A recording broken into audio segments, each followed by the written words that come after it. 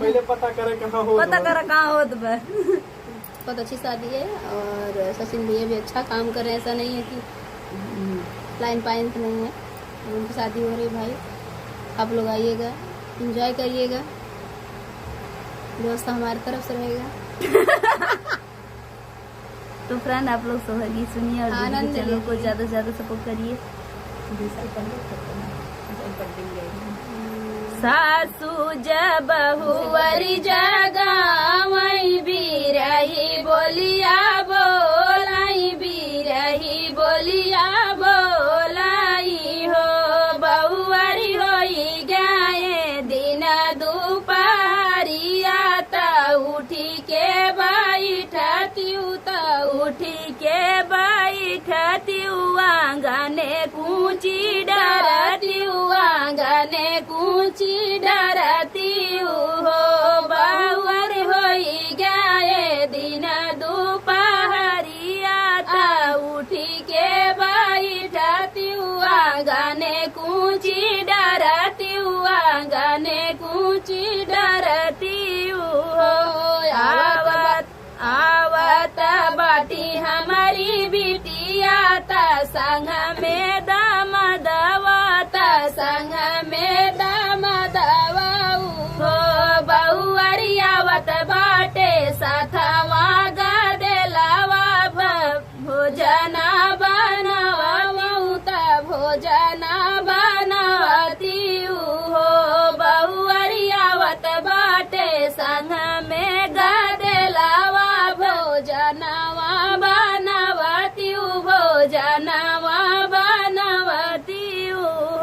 गोड़ा वाले मुड़वा पिराई, कमर धई बेधई, कमर धई बेधई हो। सासुआ जमोरे चढ़ला बोखारा, भोजनवा बनई बई, भोजन ना बनई बई हो। सासुआ झुमोरे चढ़ला बोखारा, भोजन ना बनऊ बई, भोजन ना बनई बई हो। एक हाथे लेती करहिया, दूसरे में बाटुलावा, दूसरे में बाटुलावा हो।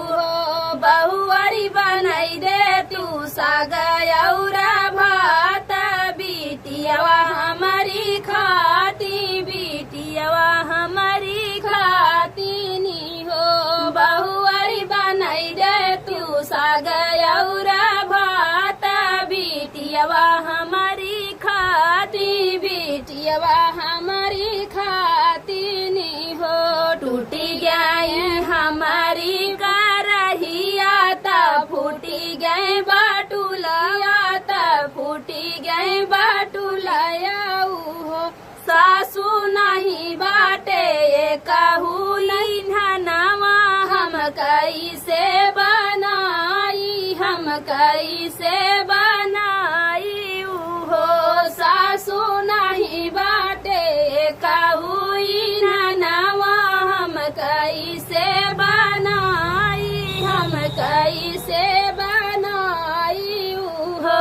कवनो बहाना जीनी मारा, तू खानावा बनावा, तू खानावा बनावा हो। बहुअरी आवत बाटी बहरी बहिनिया, बतावा काऊ खाई है, बतावा काऊ खाई है हो।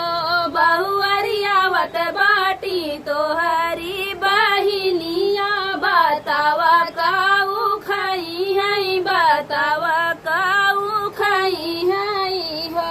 घरवा दुआरवा, घरवा दुआरवा बाहर बैतले दहन कर, बैतले दहन कर बई हो। सासू ले आव तुम्हें हुआ मसालावा, हम खीरिया बनाई बई, ता खीरिया बनाई बई हो। सासू ले आव तुम्हें हुआ मसालावा, हम खीरिया बनाई बई हम खीरिया बनाई बई हो घोड़ा वाले मुड़ावा पिराने का मारा धाई बेधाई का मारा धाई बेधाई हो बहुवरिया जू तोहरे चढ़ला बोखारा तू कैसे बनाई बियू तू कैसे बनाई बियू हो बहुवरिया जू तोहरे चढ़ला बोखारा तू कैसे बनाई बियू तू कैसे बनाई बियू हो नहीं मोरा मुड़ावा पिराने नाही रे कामर बेधाई नाही रे कामर बेधाई हो सासू जाई के समानवा लियावा भोजनवा बनाई बाई भोजनवा बनाई बाई हो सासू जाई के समानवा लियावा भोजनवा बनाई बाई भोजनवा बनाई बाई हो बनी गए पूरी पकावाना खीरिया मिठाइया खीरिया मिठाइया हो बहनी आई गई ननद नाना दोइया जोरा झटका ला गई जोरा झटका ला गई हो बहनी आई गए ननद नाना दोइया जोरा झटका ला गई जोरा झटका ला गई हो।